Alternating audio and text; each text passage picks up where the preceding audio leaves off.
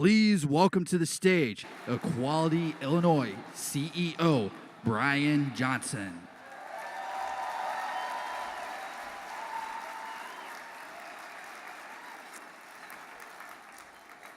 Good evening. Good evening. On this polar vortex week, I love being warmed by the fierceness in this room. So thank you, all of you, for being here tonight.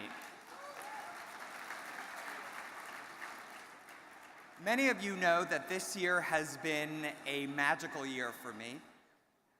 I want to start tonight off on a personal note. So this happened this year. Yeah. Oh. Thank you. Thank you. Yes, it's true. I bought a pair of American flag pants at a sample sale in Chelsea, but this also happened.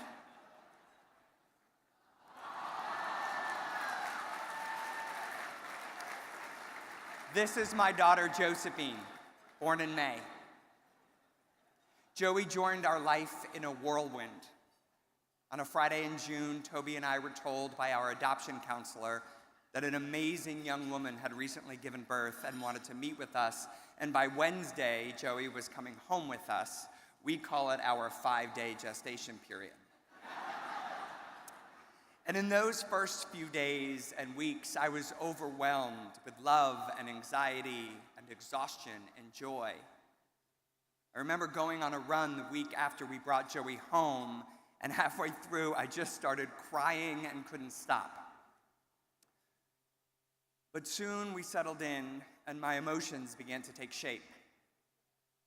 The days were long and often filled with the tedious routine of taking care of a newborn, but the nights, when I would wake up delirious with lack of sleep to take one of Joey's feedings, were this magical time. She and I would sit together in the gray glider next to her crib. Joey would work on her bottle without even opening her eyes, and I would rock and fight sleep and think. And it was in these moments that I realized, like I never had before, what my parents had done for me.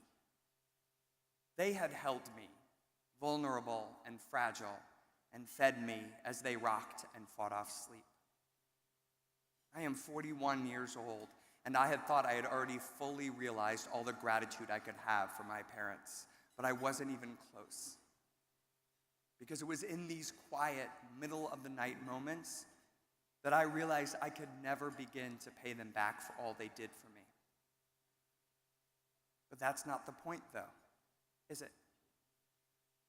The point is not to pay my parents back. The point is to pay it forward, to give to the next generation what was given freely to me. My parents gave me their love and sleepless nights and care and protection, and that was my inheritance, given to me not because I deserved it, but simply because I was.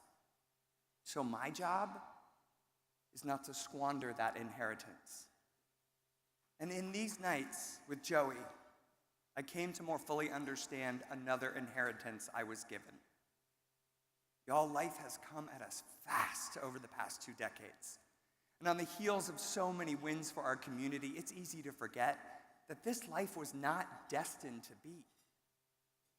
When I was the scared 14-year-old gay boy lying awake at night, worried sick over what my future might look like, the idea that I would have Toby as my loving husband and Joey as my beautiful daughter far exceeded what I was even capable of imagining.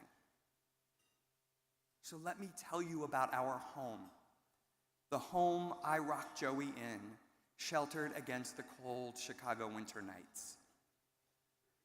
The foundation which grounds us, laid by Sylvia Rivera and Marcia P. Johnson. The floors upon which we stand proudly, set by Danny Sotomayor, Rick Garcia, and Vernita Gray. The walls that hold up our home against the January winds erected by Tracy Baim, Mona Noriega, and Mary Morton. The windows through which the moonlight pours in, framed by Heather Staines, Carol Ronan, and Kelly Cassidy. The roof the roof which keeps us warm and dry, capped by Terry Cosgrove, Jim Bennett, and Greg Harris. Every nail and plank holding our home together, put in place by the work of thousands of people, too many to name. And finally, the door through which we enter this home, carved out by my dear friend and mentor, Art Johnston.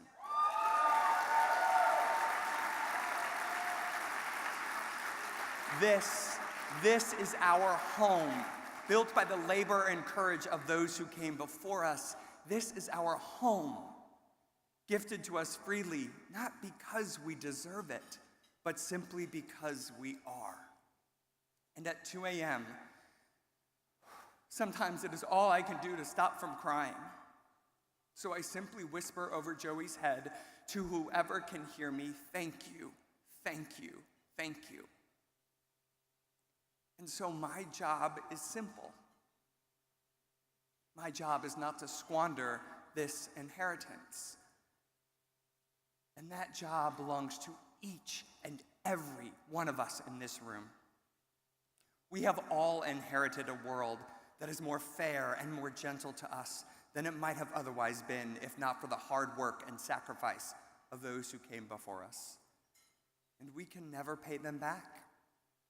Our foremothers and forefathers in the movement will never earn our inheritance. But that's not the point, is it? It was given to us freely. So now we all have a choice. We can squander our inheritance, or we can be worthy of it. So how do we become worthy of it? First and foremost, we live authentically and proudly as who we are out in the open. We pursue the careers that move us. We create the art we are called to create. We love whom we love fiercely and without shame. We honor our foremothers and forefathers by living openly as who we are meant to be. But we can only become worthy of our inheritance when we insist on continuing their work by building a brighter and more fair world for the generation that follows. And for each of us, that looks different, lending our talents and time in any number of ways. But I stand here today to ask you to also pay it forward by making us more powerful as a community than we have ever been. If we don't continue to build our power, we will lose our power. So I am asking for your support to ensure that the movement doesn't die with us, that we pass along to our children an even bolder, more powerful LGBTQ civil rights community than the one we were blessed to inherit. And that is our unique job at Equality Illinois. Our job is to build our power so that our rights can never be stripped from us, and so that all in our community may thrive. And yes, every year we push to achieve more policy wins and put more LGBTQ people in positions of leadership. But our biggest job is not to achieve any short-term win. Our biggest job is to grow the civic muscle of our community so that no one in power will ever believe they have the option to ignore us.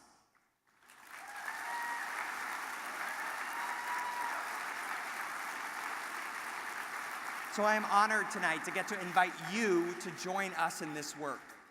The salaries we pay, the grants we give, the costs of travel we incur are all made possible because of all the LGBTQ people and our allies who insist our community must grow more powerful. So there are 3 ways everyone in this room can join this effort tonight. You can join the Capital Club, our individual giving circle, with a starting gift of $100 a month or a one-time gift of $1,200. If you are 35 years or younger, you can join our new Emerging Leaders Circle with a gift of $50 a month or a one-time gift of $600. And finally, if none of those are right for you, you can make a one-time gift of any amount that feels right to you. Every person received a donation envelope like this on their chair. And at every table, is a red envelope like this to place those donations in. And my hope is that everyone gives something, be it $5 or $50,000.